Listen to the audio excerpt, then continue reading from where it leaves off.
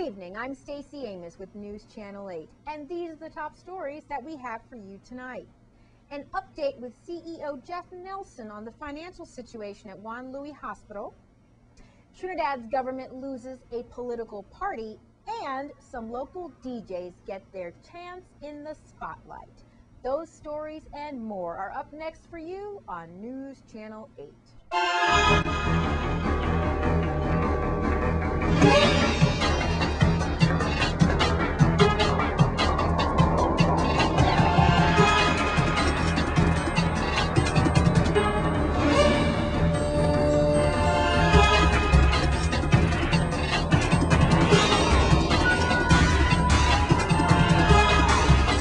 Breaking news, this just in. The VIPD has made an arrest today. Alejandro Velasquez has been arrested and charged with assault in the first degree for shooting and injuring two men on St. Croix. Here's VIPD spokesperson Melody Raines with more. Police on St. Croix are investigating a shooting that injured two males in the vicinity of the Watergut Shanty in Christiansted. The two men, aged 34 and 29, were struck by gunfire. Police arrested the suspect less than 2 hours after the shooting. According to the initial police report, at about 1:00 a.m., police were dispatched to a shooting and encountered a man down near the Watergut Shanty. The victim had been shot several times.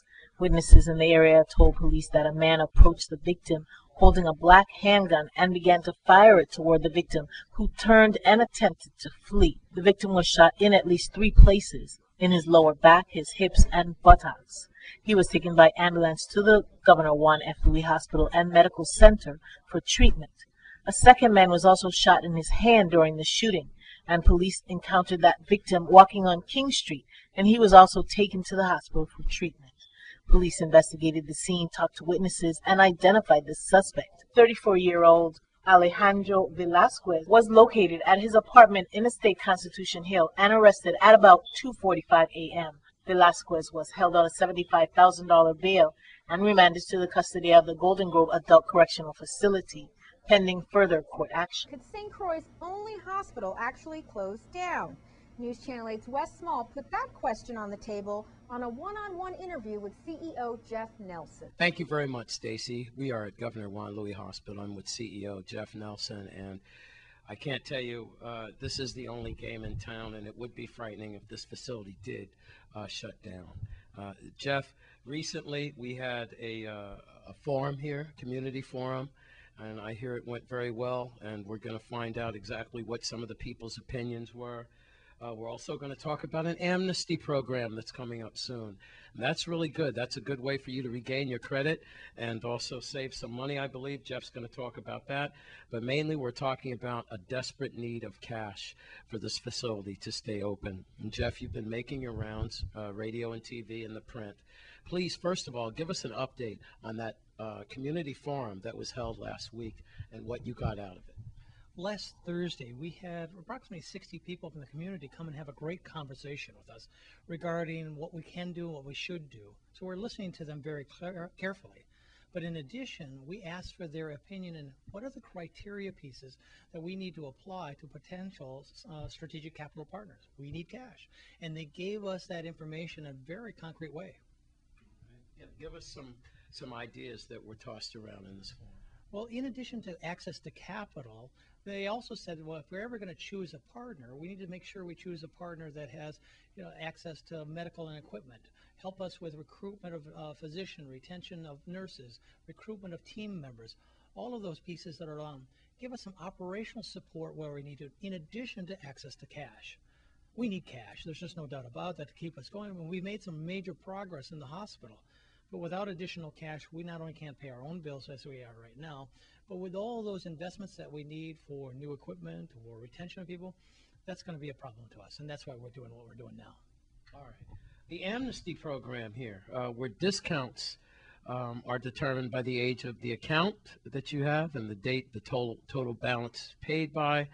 I'm not that great with numbers, but tell us about this amnesty program. And I understand it's like 2 parts. You can have between June 29th, you could have like 25% discount, and then after that, 30% discount.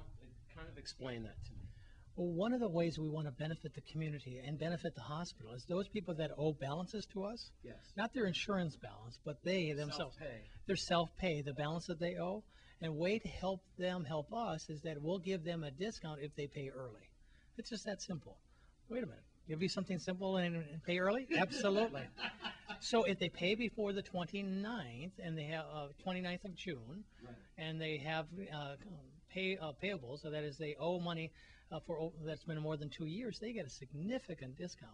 Now, if someone had just got a bill last week, we're not going to give them that big of a discount. But we want to have that discount, so we want to get those cleaned off our books and give them a benefit. That's a pretty good deal. It's a grand deal. Yeah. It's a grand deal.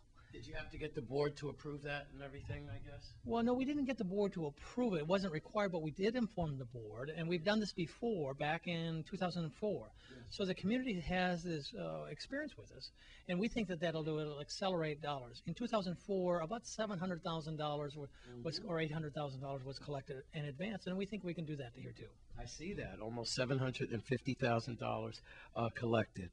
All right, Jeff, you also wanted to talk, I believe, about a survey that was taken or so. Well, part of the community forum and part of the opportunity for people today is selecting those criteria that will apply to those strategic partners that have capital that we may want to talk to. And that's where we found out the other night that the forum where the people said, well, you know, you want to not only have people that have access to capital, but they also have equipment and they have personnel and they have other resources that can use here. And people can go on our website, www.jflusvi.org, and look and click on that first button right away and see that they can take that survey too. Tell us what they think. Tell us about what the criteria that we're asking them to choose from. If you'd like to find out more about this amnesty program, and I want to thank Ms. Shalonda Simmons for helping me with this, 772-7491. One more time, area code 340-772-7491. Jeff, thank you very much. A very busy CEO at Juan Louis Hospital. At Juan Louis Hospital, I'm Wes Small for News Channel 8. Well, you have a couple of weeks left to turn in your unlicensed firearms to the VIPD on St. Croix. The deadline is July 6th. The Virgin Islands Police Department Firearms Unit in the St. Croix District reminds the public that the gun amnesty program is still in effect and will continue until July 6th. During this period, individuals with illegal, unregistered, unwanted, or found firearms are encouraged to turn them over to the police department. Persons found with unregistered firearms after this amnesty period will be in violation. Anyone with any information about illegal firearms are urged to call the anonymous tip line Crime Stoppers at 1-800-222-TIPS. You can do your part to safeguard this community. For every gun taken off the streets, a life can be saved. Coming up, impossible and reckless are just a few of the words Trinidad's Prime Minister used to describe the actions of a political leader. That's next in your Caribbean Report. This is News Channel 8. This is News Channel 8. Now here's your Caribbean Report.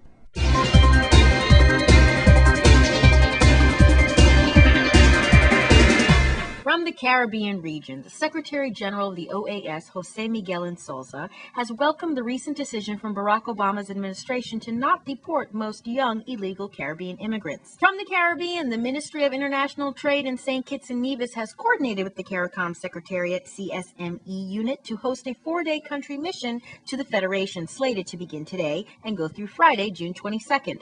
A press briefing will be held to discuss the role that the media can play in promoting the CARICOM single market and economy. From the Dominican Republic, UN Secretary General Ban Ki-moon on Sunday said that the organization is willing to assist in the crucial issues which Danilo Medina's administration will have to deal with, stressing the creation of jobs and improving education.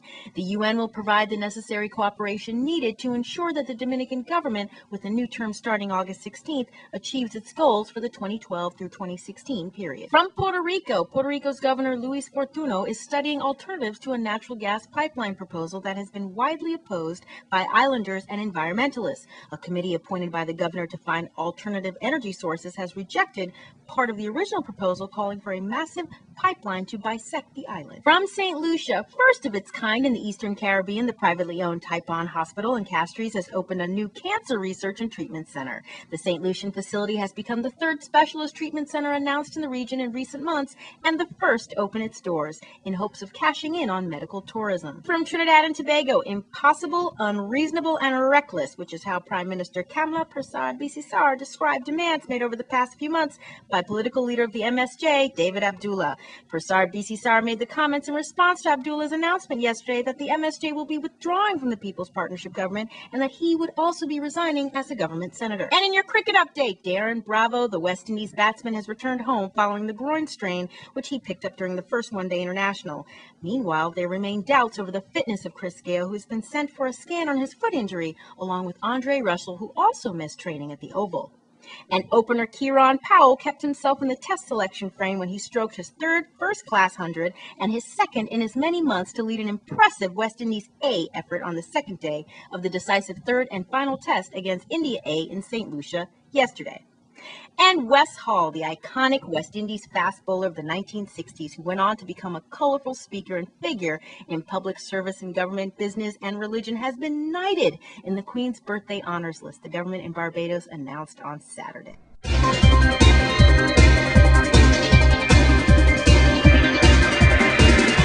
Please be sure to check our Facebook page for all full details on stories in the Caribbean Report. Now here's your weekly Crime Stoppers. This is Judy with your weekly Crime Stoppers report. Law enforcement needs your help to solve the following cases. If you know something, say something, as law enforcement cannot control crime without your assistance. Even the smallest bit of information may be just what they need to solve these cases. On St. Croix, and actually throughout the territory, VIPD has seen an increase in the use of illegal firearms. They've lately had many encounters with individuals who possess illegal firearms, and the stories never end well. If you know of anyone who either possesses an illegal firearm, who is selling illegal firearms, or who is involved in trafficking, please notify us so we can help put a stop to this. The reward for a recovery of an illegal firearm is $500.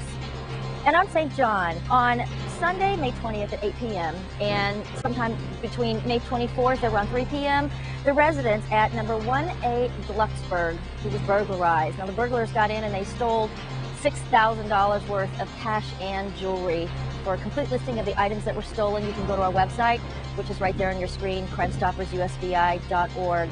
The minimum reward for the arrest of a burglar is $714, plus we will pay 10% of the retail value of any property recovered, up to $2,500. And on St. Thomas, on Friday, June 1st, at 1:30 in the morning, a woman was at the Stars nightclub with a friend. Now, she went outside and an unknown male approached her and started punching her all over her face and her body. Now, she did suffer some lacerations, and she had a fracture in her face.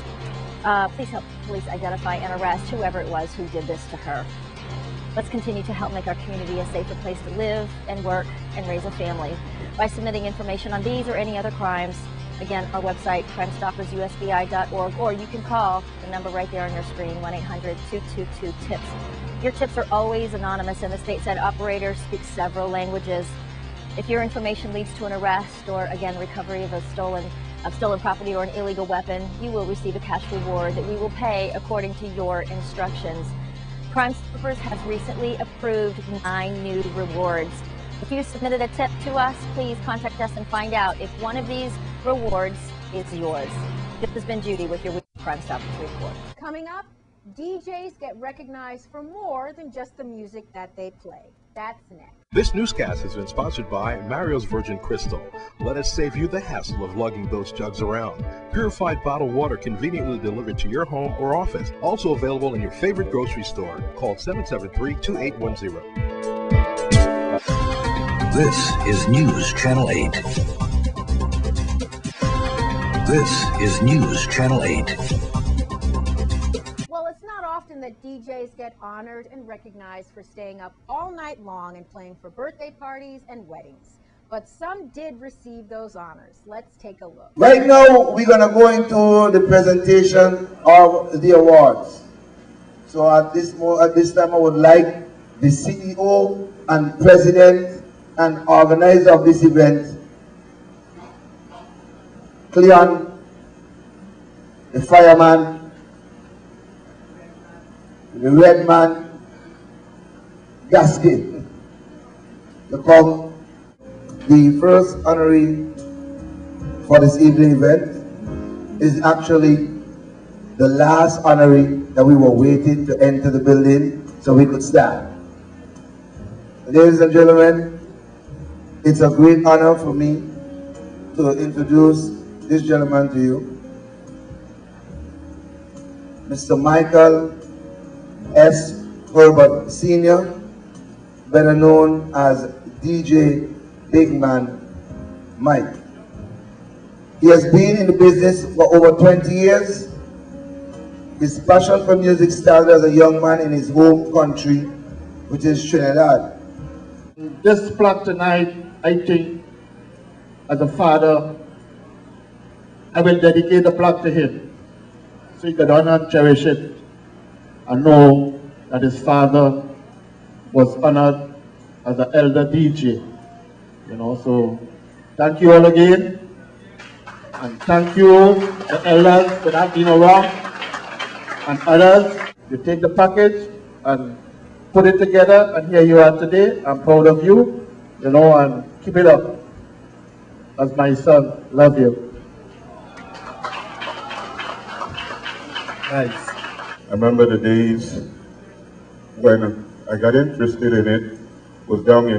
I was living in Watergut, and down there had a lot of Trinis, and every weekend they got some party down in there when I got interested in it.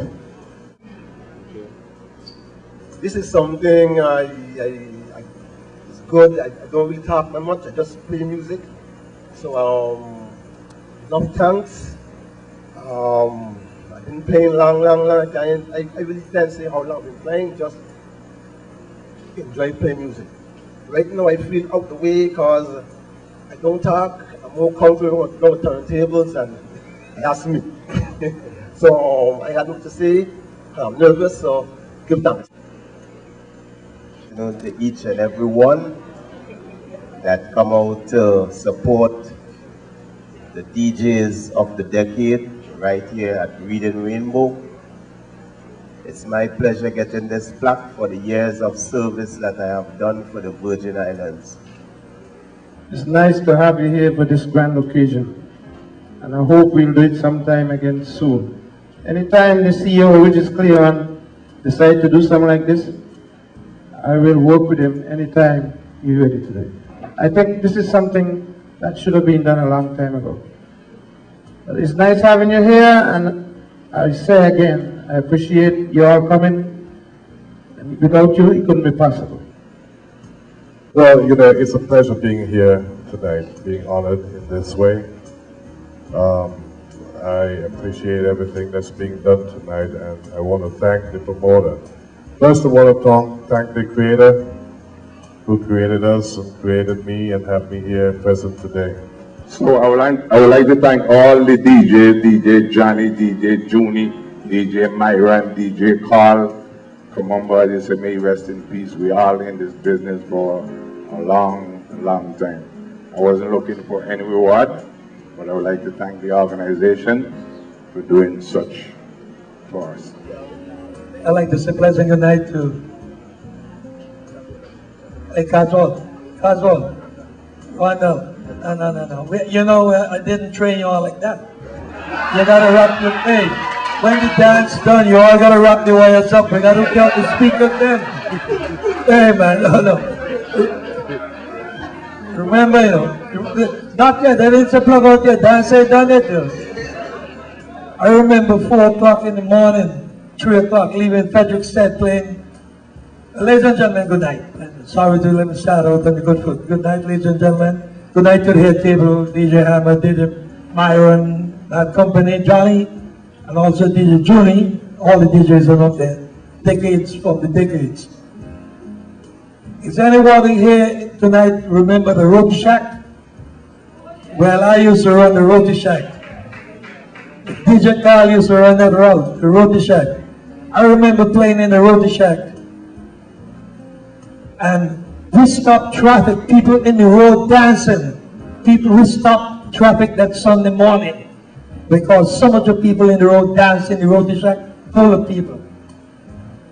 I went back to saying again, I remember playing at the beach down the Salt River. I mean, a gentleman came down from off the hill at night and came down and said, I can't sleep. He came down to plug out my speakers. I had to send out my gang. Dan, thank you. Did a great job bringing us carry time. Without the crew, and that's what you see, the crew. No mind that you see them on the outskirts. This is one crew, one family. That's how we live, all right? Okay, so thank you guys for being here. Do enjoy the rest of the evening.